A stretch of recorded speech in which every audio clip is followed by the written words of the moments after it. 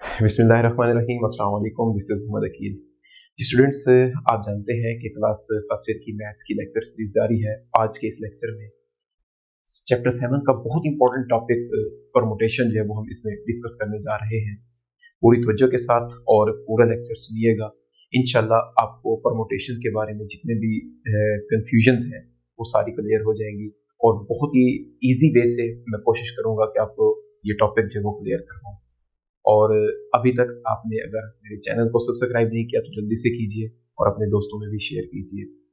तो स्टूडेंट्स, इस लेक्चर में हम एक्सरसाइज जो 7.2 है उसके पहले 5 क्वेश्चंस को सॉल्व करेंगे, जिसमें परमुटेशन का कंसेप्ट हम डिटेल के साथ जो है वो डिस्कस करेंगे और उसकी एप्लीकेशंस जो है वो भी हम इसी लेक्चर के अंदर जो है वो डिस्कस करेंगे। तो देखें, आज के लेक्चर में हमारे पास जो टॉपिक है वो है परमुटेशन का। परमुटेशन एक्चुअली एक नंबर्स की अरेंजमेंट ही है। मैं आपको इसकी बहुत सिंपल सी और इजी डेफिनेशन जो वो बताने लगा हूँ। आई होप कि वो शायद बुक में ना हो, लेकिन आपको उसके समझने के लिए ये डेफिनेशन जो वो समझना होगी कि परमुटेशन होती क्या है। देखिए, the number of arrangements the number of arrangements यानी कि किसी भी अरेंजमेंट्स की जो है ना वो तादाद है। The number of arrangements of n objects selecting r objects called permutation। जी स्टूडेंट्स, बहुत ही सिंपल सी डेफिनेशन है।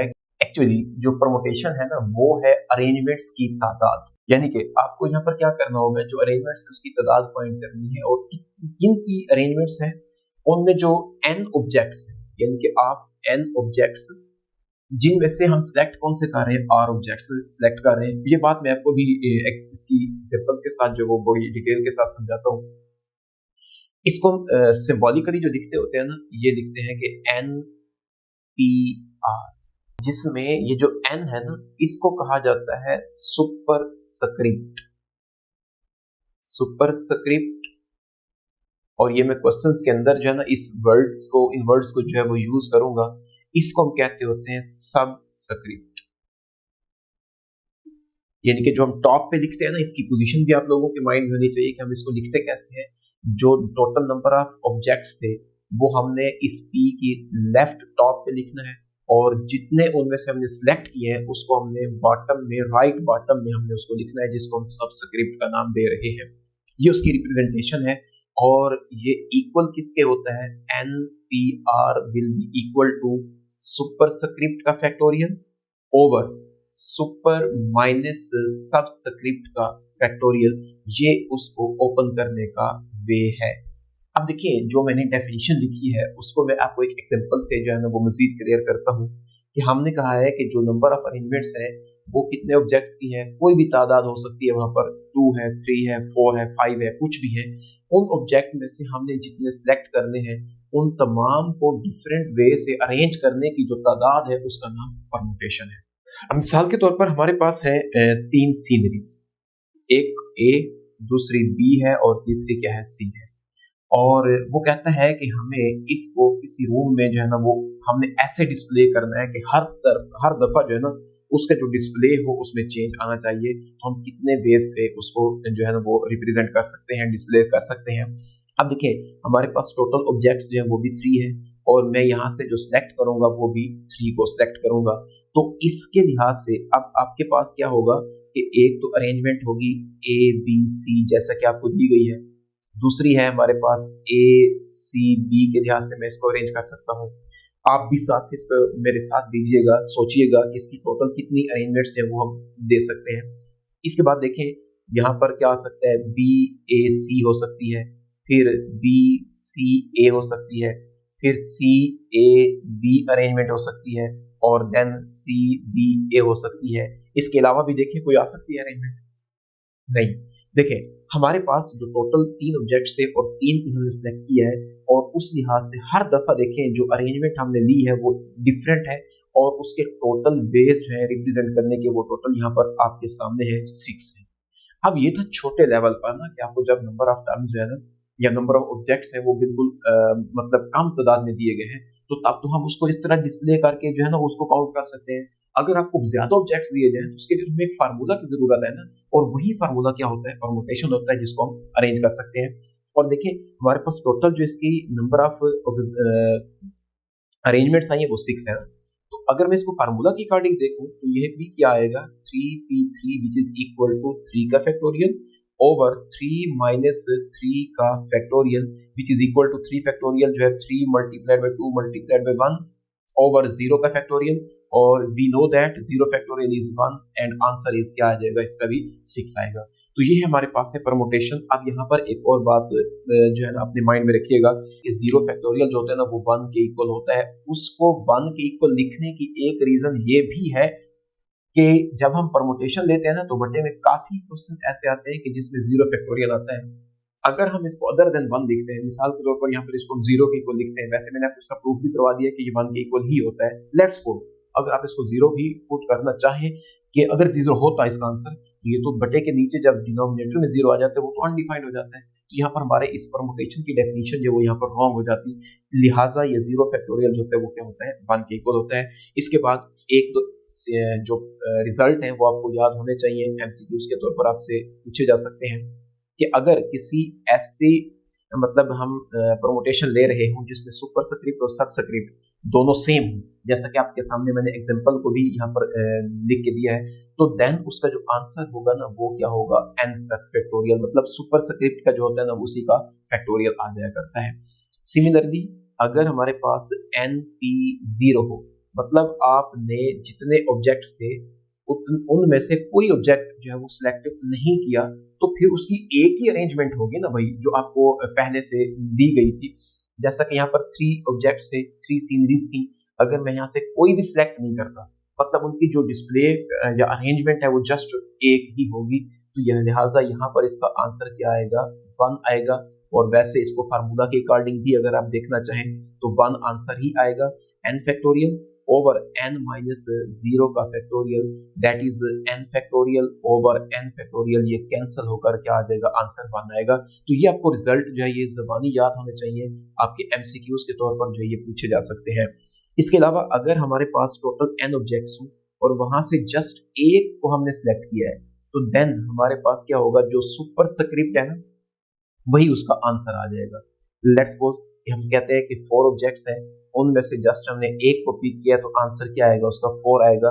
मतलब उसकी जो परमुटेशन होगी, उसकी नंबर ऑफ अरेंजमेंट्स होंगी वो 4 होंगी, मींस के जो सुपर स्क्रिप्ट है वही उसका सोल्यूशन है। अब इसी फार्मूला के अकॉर्डिंग जो हमारे पास परमुटेशन का फार्मूला है, इसी से ही हम इसको फर्स्ट प्रिंसिपल भी कहते होते हैं, इसको हम बाय डेफिनेशन भी कहते होते हैं।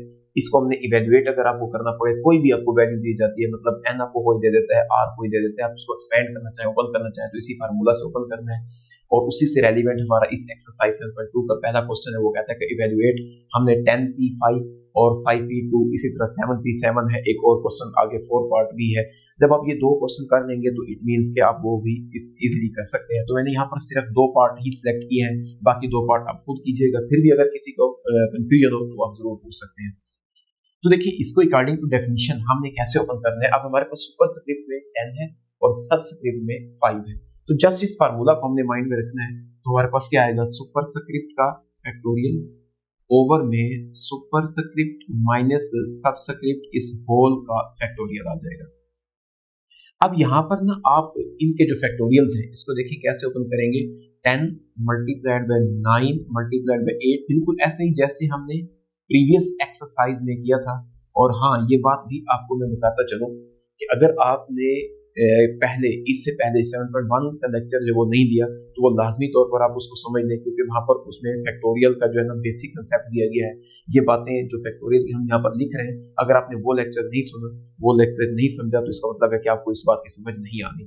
तो इससे पहले लाजमी तौर पर आप 7.1 कीजिएगा। ओवर में 10 - 5 क्या आ जाएगा, हमारे पास 5 का फैक्टोरियल है।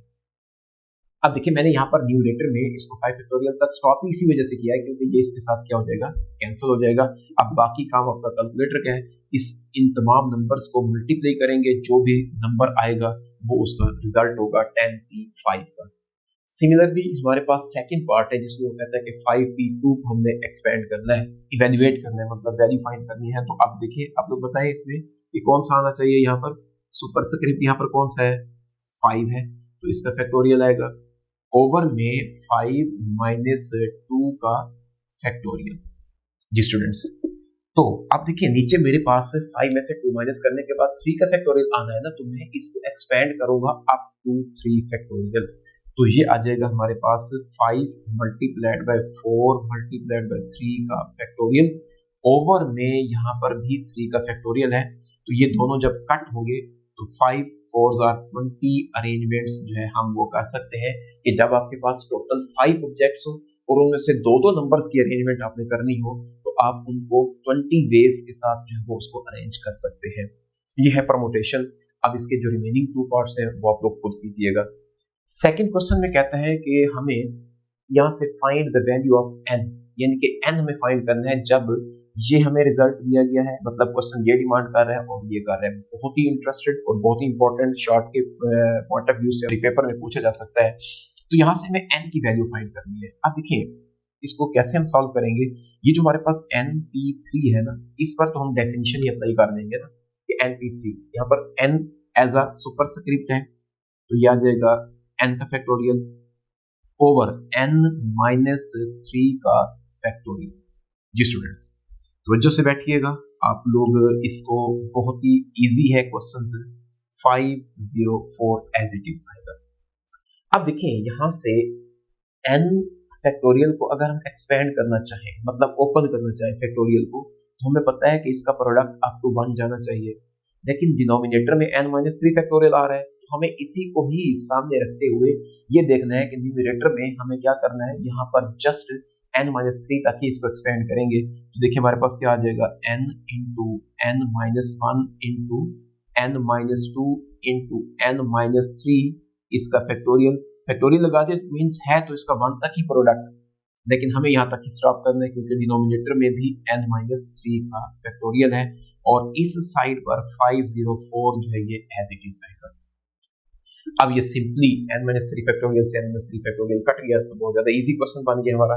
ये आ चुका है हमारे पास n into n-1 into n-2 which is equal to 504। Dear students, इससे पिछली एक्सरसाइज में हमने 7.1 में भी इस टाइप का क्वेश्चन किया था।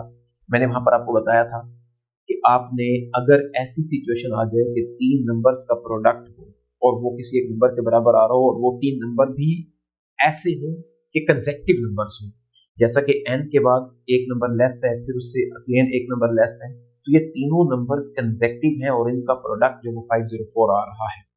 अगर ऐसी सिचुएशन हो तो फिर हमें क्या करना होता है, जो राइट साइड पे नंबर है ना उसका हमने उतना रूट लेना है जितना इधर इस साइड पर उसके फैक्टर्स हैं। इट मींस कि यहाँ पर 3 फैक्टर्स है ना, तो मुझे यहाँ पर क्या करना होगा, इस 504 का क्यूब रूट लेना है। अब क्यूब रूट लेना है, मैं दोबारा यहाँ पर रिपीट कर रहा हूँ कि इसके 3 से हम डिवाइड नहीं कर रहे, क्यूब रूट ले रहे हैं। जो भी क्यूब रूट का आंसर आएगा वो 7 पॉइंट समथिंग आता है, वो 8 पॉइंट समथिंग आता है, वो 6 पॉइंट समथिंग आता है। इट मींस कि हमने ये देखना है कि वो जो 3 कंसेक्टिव नंबर है ना उनमें से एक वो नंबर लाजमी होगा, बाकी उससे पहले भी हो सकते हैं, उसके बाद भी हो सकते हैं, वो आखिरी नंबर और उससे पहले नंबर हो सकते हैं, वो पहला नंबर और उसके बाद बड़े नंबर भी हो सकते हैं, मतलब वो नंबर उसमें लाजमी तौर पर वो शामिल होगा। ये ऐसे समझने की एक हिंट है कि आपने किन 3 कंसेक्टिव नंबर्स को मल्टीप्लाई करना है कि उनका आंसर जो है वो 504 आ जाए, क्योंकि अगर हमें ये पता चल जाए तो हम इजीली n की वैल्यू जो है यहाँ पर फाइंड कर सकते हैं। अगर इसके अलावा आप करना चाहेंगे तो फिर आपके लिए चॉइस है कि आप इनको मल्टीप्लाई करें, जो कि बहुत ज्यादा लेंथी हो जाएगा। आपके पास ये पॉलिनोमियल जो है इक्वेशन पावर 3 में चली जाएगी और वहां से इसको सॉल्व करना बहुत ज्यादा कॉम्प्लेक्स है। तो यहाँ से आपने यही देखना है कि हमें किन 3 कंसेक्टिव नंबर्स को मल्टीप्लाई करना है कि आंसर जो है वो 504 आ जाए। तो देखिए हमें यहाँ पर क्या करना है कि वो 3 नंबर्स देखने हैं कि वो कौन से हैं। तो मैंने जब इसको यहाँ पर नोट किया है तो वो नंबर है 9 मल्टीप्लाइड बाय 8 मल्टीप्लाइड बाय 7। मतलब हम इन 3 नंबर्स को अगर मल्टीप्लाई करें ना, 9 8 72, 72 को आप 7 से मल्टीप्लाई करें तो वो आता है 504। और ये देखें बिल्कुल इसके अकॉर्डिंग है कि 3 कंसेक्टिव नंबर है, सबसे पहले बड़ा नंबर उससे छोटा फिर उससे छोटा और रिजल्ट भी यही आ रहा है। तो जब ये आ गया तो इनको अब जब हम कंपेयर करेंगे, क्योंकि इक्वलिटी में आ रहा है, तो ये n जो है यहाँ पर किसके इक्वल आ जाएगा, 9 के इक्वल आ जाएगा। और हमें भी तो n की वैल्यू चाहिए थी ना, तो ये आपके पास डायरेक्ट n की वैल्यू आ गई है। सिर्फ इसी चीज को समझना है कि हमने ये नंबर 3 कंसेक्टिव कौन से लेने हैं और कैसे लेकर आने हैं। तो ये हमारे पास इस फर्स्ट पार्ट का जो है वो सोल्यूशन है। आई होप कि ये आपको समझ आया होगा। फिर भी आप इसको 1 मिनट के लिए पॉज करके इसको हल करें और उसके बाद आगे चलें कि सेकंड क्वेश्चन को हमने कैसे सॉल्व करना है। ये भी बहुत ज्यादा इजी है। यहाँ पर भी हमें n चाहिए और इधर परमुटेशन है, उसको ओपन करेंगे हम। तो देखिए जरा, 15 का फैक्टोरियल मतलब सुपरस्क्रिप्ट का फैक्टोरियल ओवर 15 माइनस n का factorial is equal to 15 multiplied by 14 multiplied by 13 multiplied by 12 multiplied by 11। तो स्टूडेंट्स आप देखें, हमारे पास जब हमने इसको परमुटेशन को ओपन किया है अकॉर्डिंग टू फार्मूला, तो इधर दोनों टर्म्स न्यूमरेटर और डिनोमिनेटर में दोनों जो है ये फैक्टोरियल फॉर्म में आ चुकी है और दरमियान में इक्वालिटी है। तो हमें राइट साइड पे भी तो उसी फॉर्म में नंबर लाना है ना, कि इधर भी फैक्टोरियल में होना चाहिए। तो अब फैक्टोरियल में नंबर लाना कैसे होता है, ये हमने 7.1 में कल क्वेश्चंस किए थे। अगर हम यहाँ पर देखें तो ये 15 से आगे कंसेक्टिव नंबर्स एक एक नंबर लेस होता जा रहा है, उसका प्रोडक्ट है। तो हमें यहाँ से 15 का फैक्टोरियल बनता नजर आ रहा है ना, लेकिन एक उसमें जो है ना वो यहाँ पर मिसिंग है नंबर। वो ये है कि इसका प्रोडक्ट तो 1 तक जाना चाहिए ना, ये तो 11 तक जो है वो क्लोज हो चुका है। तो हमें क्या करना है, फैक्टोरियल फॉर्म में लाने के लिए जहां तक भी उसका प्रोडक्ट दिया गया है उससे वेरी नेक्स्ट एक नंबर कम जो होगा उसके फैक्टोरियल से मल्टीप्लाई भी करने और डिवाइड भी करने। और ये हमने 7.1 में डिटेल के साथ इसको सीखा है। तो देखिए मेरे पास क्या आ जाएगा, 15 का फैक्टोरियल ओवर 15 माइनस n का factorial is equal to 15 multiplied by 14 multiplied by 13 multiplied by 12 multiplied by 11। अब इसके साथ मुझे क्या करना होगा, 11 के बाद 10 आता है ना, 10 के फैक्टोरियल से मैं मल्टीप्लाई भी कर रहा हूं और इसको डिवाइड भी कर रहा हूं। तो स्टूडेंट्स अब देखिए हमारे पास क्वेश्चन बहुत ज्यादा सिंपल हो चुका है। इधर न्यूमरेटर में 15 फैक्टोरियल कंप्लीट हो चुका, इस लेफ्ट साइड पर पहले से ही 15 का फैक्टोरियल है। ओवर में आ जाएगा 15 माइनस n का फैक्टोरियल इज इक्वल टू 15 का फैक्टोरियल ओवर में 10 का फैक्टोरियल। जी स्टूडेंट्स, अब जब हम इसको कंपेयर करते हैं ना, दो फ्रैक्शंस आपस में इक्वल आ रही हैं, इट मींस न्यूमरेटर न्यूमरेटर के इक्वल होना चाहिए और डिनोमिनेटर को डिनोमिनेटर के इक्वल होना चाहिए। न्यूमरेटर ऑलरेडी ही सेम है, इक्वल, तो डिनोमिनेटर डिनोमिनेटर के इक्वल होना चाहिए ना आफ्टर कंपेयरिंग।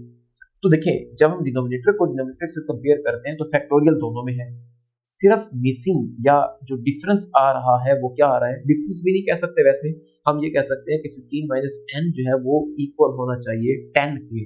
तो यहाँ पर जब हम लिखेंगे कि 15 minus n must be equal to 10, तो देन हमें तो n की वैल्यू चाहिए ना, n इस साइड पर माइनस के इसको इधर ले आए और 10 को इस साइड पर ले आए, तो 15 की तरफ 10 आकर माइनस होगा तो 5 और n उस तरफ जाकर ये प्लस का हो जाएगा।